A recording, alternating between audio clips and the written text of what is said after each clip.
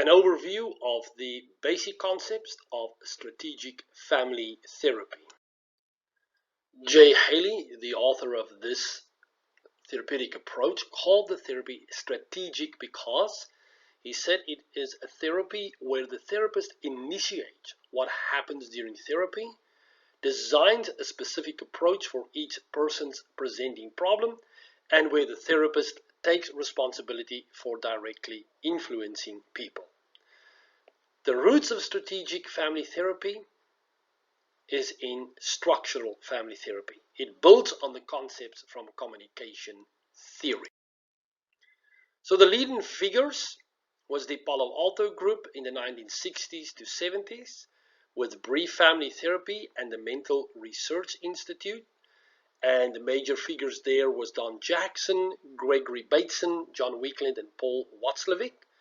And they focused on family communication patterns. It also had its roots in the Strategic Family Therapy Institute of the 1980s of Jay Haley and Chloe Medanas, who focused on directives and challenging family members, and it also involved the Milan systemic model developed by Mara Salvini Palazzoli. So communication theory is one of the basic roots of this therapeutic approach to family. Communication theory focuses on how verbal and non-verbal messages are exchanged between people and then specifically in the family. It is seen as a process between people in a system versus inner conflicts. So we are focusing rather on the what is communicated rather than the why is it communicated. It focuses on communication patterns versus content. So faulty communication patterns equals family dysfunction. It also focuses on the interpersonal nature of communication. So from this viewpoint, all behavior is communication. Even if you say nothing, you act in a certain way, that is communication. So therefore, you can never not communicate. Communication happens at many levels. Every communication has a content or report and a relationship or command aspect. So even if I say nothing, but I look at a family member in a certain way, it can send a message that I want them to do something, and they can learn to recognize that command and type of communication and respond to it. Now, according to this theory and communication theory, relationships are defined by command messages. Often unspoken, often nonverbal, but very powerful, especially in dysfunctional families. Complementary interactive patterns equals oppositional patterns and create superior-inferior relationships. Symmetrical interactive pattern equals equality. It can become competitive. Now, each person punctuates a sequence of events in different ways, organizing their view of cause and effect. So therefore, each member in the family has their opinion of the cause of the problem. So in a typical dysfunctional family, there is a focus on an identified patient, the problem that, or the person that is seen as causing the problems in the family. This behavior of the identified patient causes symptoms. The family then attempts to address these symptoms, but their attempt to the solution leads to more problematic behavior. So therefore, there's the strategic family therapists see a dysfunctional sequence in the family. Actions becomes a pattern. Patterns become reinforced. Solutions to the behavior of the identified patient, or the person being blamed for the problems, for the actions of the identified patients become part of the problem. This leads to a breakdown in family function. So there's therefore a circular pattern of dysfunction that is set in motion with problem behavior and reactions repeating itself. And in therapy, the therapist will begin to recognize these interacting, repeating circular patterns that keeps the family's problem in motion, which will then become the target for change. So contradictions occur between what is said and what is expressed by family members. Family members will say, we want to be a cohesive unit, we want to get along, but their behavior says the opposite. So the family keeps repeating non-workable solutions. And so there is therefore a breakdown in rules and roles that occur that the therapist will identify. So the task of the family therapist is to change the way that the family deal with one another, disrupt repetitive interactive sequences that lead to conflict. So I will get the family to talk and tell me about what is happening, not so much to get the viewpoint of every person, but to begin to see the circular interactive dysfunctional pattern that will need to be disrupted. So the therapist will then break the repetitive and negative cycle and reorganize the system to a different level of function. So what does strategic family therapy look like? In short, it is active, it is brief, it is directive, it is therapist-centered, and it is task-oriented. According to the Latino Breeze Therapy Center, family therapists using this approach will define the problem, identify attempted solutions by the family, determine the position of the client, of the different family members, design an intervention, sell the family or the client on the intervention, assign homework assignments, and do a homework follow-up to see how they are implementing new patterns and will then terminate. So let's look then at key concepts 1, 2, and 3. So we find paradoxical injunctions. These are contradictions between what family members say to one another and what is expressed in tone or gesture to one another. So they will say, oh, we want to support one another, but their tone and their gestures towards one another actually indicate the opposite. That is paradoxical injunctions. The therapist will identify this. Paradoxical directives. This is when we direct the client or the family to continue or extend the dysfunctional behavior.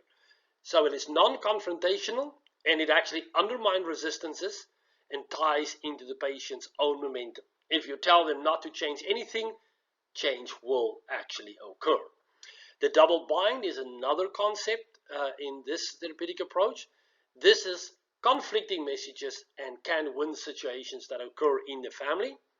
The therapeutic double bind or counter paradoxes is techniques to force a person or couple or a family into a no-lose situation. Prescribing the symptom. This is to prescribe the very behavior to be resolved. The therapist helps the client understand this need and determine how much control they have over the system. This can help them change or stop it. So you'll tell them to do more of the same. If you tell them to do more of the arguing in the same way that they argue, they can never do it in the same way. It will eventually disrupt the dysfunctional interactive pattern and will lead to change. Relabeling, or also called positive connotation, changing the label attached to a person or the identified patient or problem from negative to positive. So a child that becomes the identified patient, like a teenage child, it is her laziness that causes the problem. She is just lazy. And so we will get them to change that label of the identified patient. In altering the meaning, the emotional and conceptual context, the situation can be perceived differently and hopefully new responses will evolve. And families all have different labels for one another, which is a major focus for the therapist in this approach to identify. Key concepts 2. So we have first order changes, where we have superficial behavioral changes within a system that do not change the structure of the system. So we'll just go for first order basic changes, but not major changes. Second order changes. These are changes to the systemic interaction pattern, so the system is reorganized and functions more effectively. Family homeostasis is another concept that you will come across. Families tend to preserve familiar organization and communication patterns, and they are resistant to change. So even though you begin to see a circular dysfunctional pattern, they will try to maintain their homeostasis even though it is dysfunctional, and you can expect that. Faulty family solutions, and this is number one, ignoring a problem when action is needed, or number two, when they take action when it is unnecessary, or three, action is taken at the wrong level, for example, first order changes when the problem is at a second order level.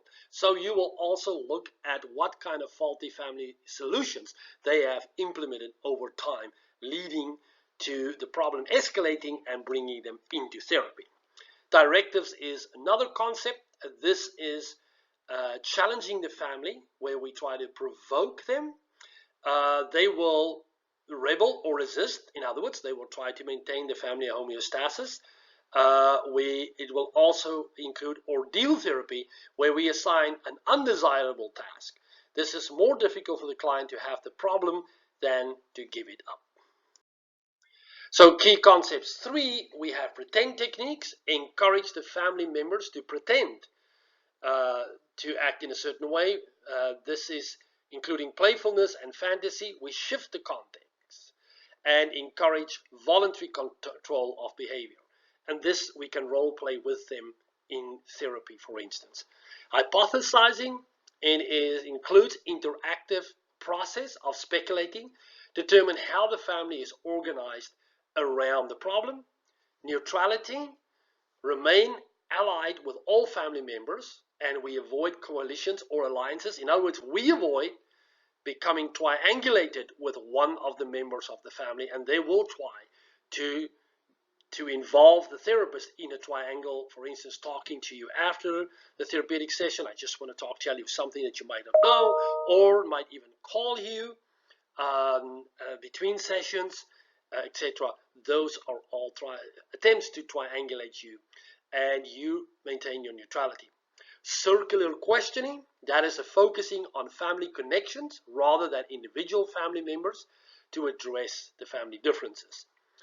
Reflexive questioning, this comes from Tom from social constructionist or narrative therapy as well. We help families reflect on perceptions, actions, and belief systems to see and help them see what is the meaning that they ascribe to their life patterns. With some families, you can do that at a later stage in therapy. With some, you cannot do that. Types of questions that's used in this therapeutic approach are future-oriented questions. In other words, if this problem does not exist, how will things look in the future if this change? Unexpected counter change, normative or comparison questioning, questions introducing hypothesis. We have observer or perspective questions, embedded suggestions, and distinction or clarifying questions, and process interrupting questions.